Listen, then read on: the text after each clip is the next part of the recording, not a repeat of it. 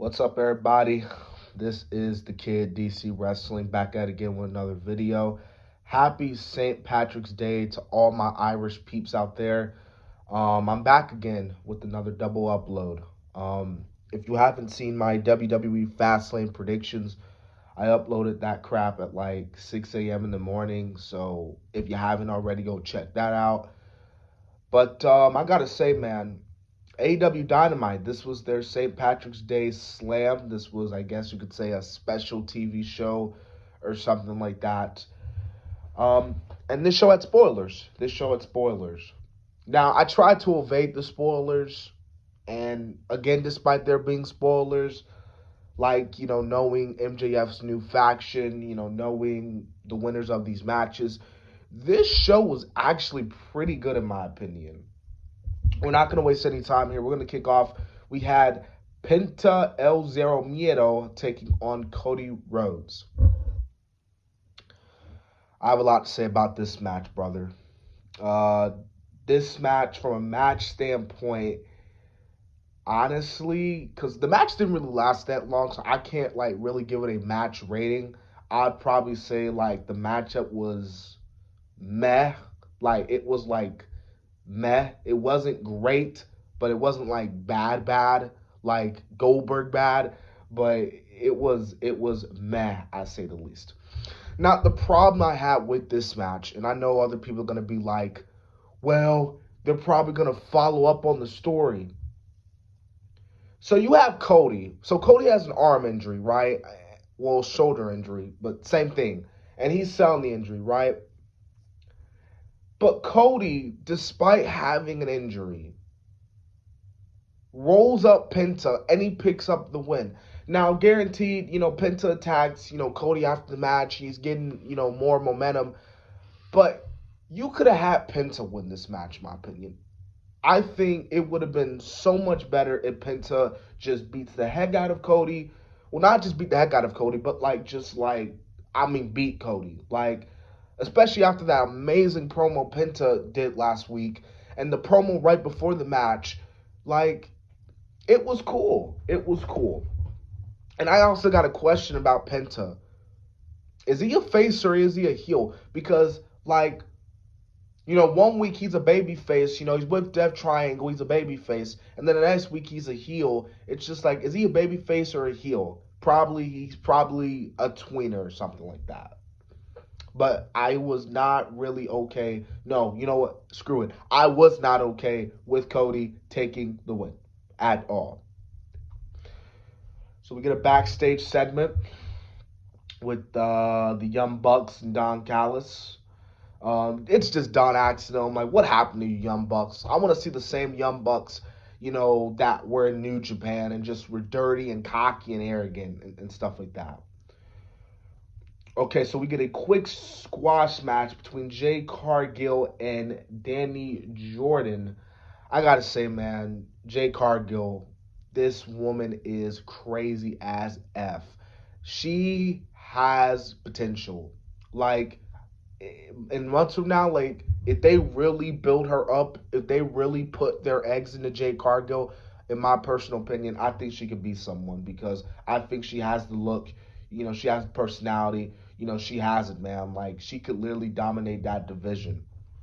I know she still has a little bit more ways to go, but once she does all that, start building her up and I'm telling you, man, she could be effing dominant. All right, we get probably the best segment of the night. MJF. MJF finally reveals his new group.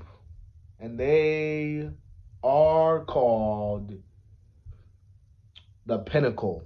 The Pinnacle. That is MJF's new heel stable. MJF, man, this was a great, not just great, an amazing MJF promo. He put over FTR. He put over Shawn Spears. He put over Wardlow. MJF put over himself. MJF's just pulling... he's just putting over everybody in this segment. This is a really good segment, and just MJF, man, just killing it. And I know he said he's the big star obviously at 24 years old, even though he just turned 25, like literally like 2 days ago. But again, this was taped, so obviously he said 24. But I'm telling you, man, MJF, man, he's got it all. He's one of the best heels in AEW, and he's great. He's really great at what he does.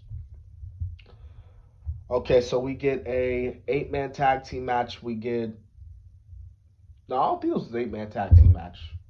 Well, it was a tag team match. Tag team match player. Yeah, Matt Hardy, the Blade, the Butcher, and Private Party versus Jurassic Express and Bear Country. So I think this was like a 10-man tag team match player.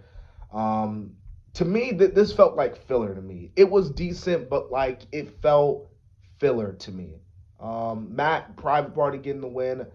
Butcher and the Blade, I was okay with that, but like this match felt very filler to me. It was like after what was a crazy segment, here's your filler match. Here we go.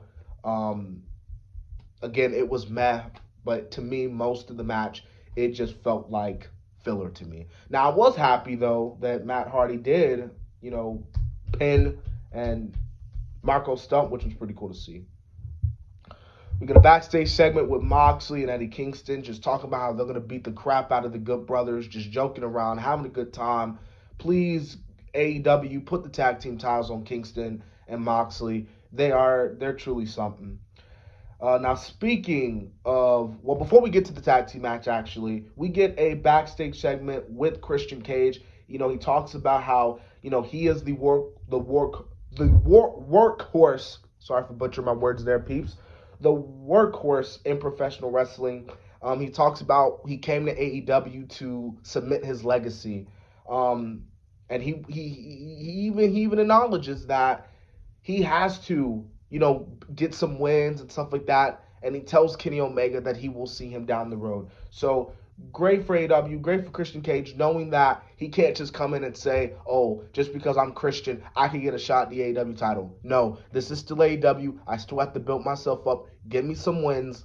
And if he can do that, then by Double or Nothing, maybe, just maybe, you have Christian Cage versus Kenny Omega for the AEW World Championship.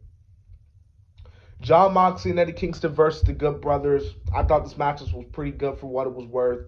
The Good Brothers, poor Good Brothers. You got to feel for the Good Brothers. They lost on Saturday to Gin and Juice, and now they lose tonight. Like, the Good Brothers can't. Come on. But anyways, Moxley and Eddie Kingston do pick up the win. They get beat down by the Good Brothers and Kenny Omega. Kenny Omega, he's coming out. He's dancing. He's having a good time. He's the AEW champion, just chilling like he is. And he puts the chair around Kingston's ankle. And just killing Kingston and Moxley here. And then that's where the Young Bucks come out. And then they're like, come on, Young Bucks, let's do the Too Sweet. The whole Bullet Club crap. And, well, it's not crap, but you get what I'm saying. Like, Kenny and them say they're the real Bullet Club, but we all know who the real Bullet Club is, and that's in New Japan. But basically, you get that whole wrap up right there, and yeah, Young Bucks walk out. So pretty good, decent segment to say the least.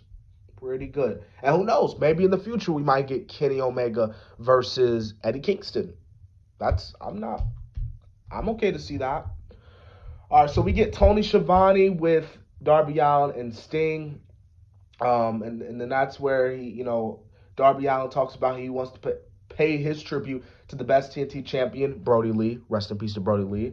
And then Archer comes out. He's belittling Darby Allin. And then you have Team Taz coming out. You have Brian Cage coming out. And Brian Cage, man, towards the end, he pays his respect to Sting. It looks like we could be getting here a Brian Cage babyface. And honestly, man, I have no problem with that. I think having Brian Cage turn babyface, it could help him out. Just do wonders for him. And it could be a fresh new start, to say the least. So, good for Brian Cage. And, we get Angelico versus Rey Fenix. Rey Fenix wins. This match was okay. Rey does get the win, as always. Good for Rey. You got to build him and Pac up for their match with the Young Bucks. And then we get the main event. the unsanctioned lights out match between Thunder Rosa versus Dr. Britt Baker. Oh my goodness, was this matchup amazing. Um like you guys, come on. Like you got to admit, the AEW women's division for a very long time has been ass, okay? But to have Britt Baker and Thunder Rosa main event tonight's show be the first ever AEW women's main event of AEW in AEW history, you can't shit on that, because I even came into this feud saying like this is gonna be one of the best feuds in AEW women's division. You got an amazing in Dr. Britt Baker, who should be AEW women's champ, who should take the title off of Karshida. Like, she is that good. But also, while I was on like social media and stuff like that, I was seeing a lot of people give credit to Dr. Britt Baker, which is good and all. Like, she deserves the credit. I mean, she deserves the praise. But we can't just sit up here and not also give credit to Thunder Rosa, because Thunder Rosa is simply amazing. She's great in the ring, great personality. She's cute as hell. I mean, she has everything for her. And when you put two women that are just very good, and it's going to serve up as a great match, they're going to have that great chemistry in the ring. And I just think tonight with this unsanctioned match, these two women just went into each other, beating the hell out of each other, just showing that, what we may be women, but damn it, we're going to go out here and we're just going to beat the living shit out of each other. So this was a great match, man. Match of the night easily. Overall, this was a decent episode of AEW Dynamite. You know, yeah. Well, there's really nothing else I can say. But subscribe to the channel, like for more content. Tell me what were your thoughts on AEW tonight. Yeah, subscribe to the channel at DC Wrestling. And so, yeah.